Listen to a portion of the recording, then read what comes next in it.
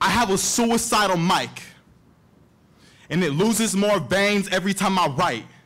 When I was 9, 50 Cent said real gangsters don't cry, but I'm older, and I want to hear something different from my favorite rapper's rhymes. Levi Miller is a senior in high school who says poetry changed his life. I'm a lot wiser, I understand things clearly, and I feel like I know how to cope with things that I wouldn't be able to cope with.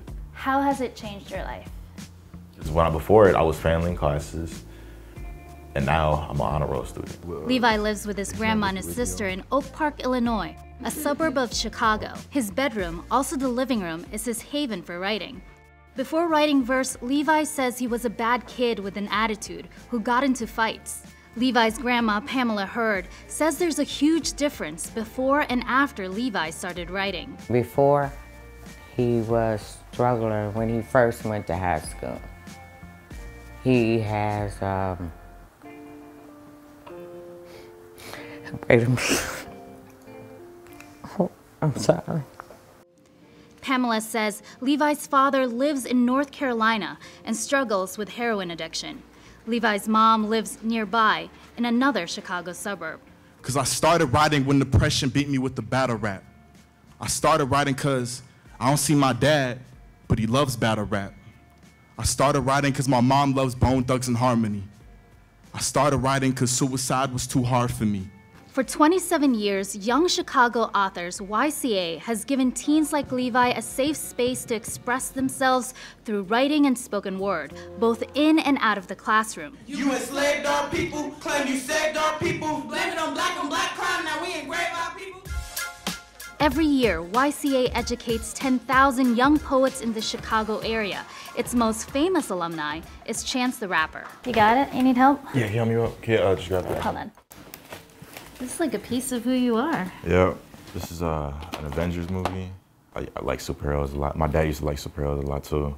So I just remember being blown away by how tenderly Levi was writing about various family situations and about poverty and about growing up in the middle of all of this. And kind of creating a description that was not based in stereotype, that was not based in like trying to gain someone's pity, but was just based in like the act of witness and the act of documenting what that life really is. Levi and his classmates at Oak Park River Forest High School competed in the largest youth poetry festival in the country, Louder Than a Bomb. But first, they had to qualify for the semifinals. And our first place winners, team from Oak Park River Forest. Clap it up for all the poets. That's how you get better.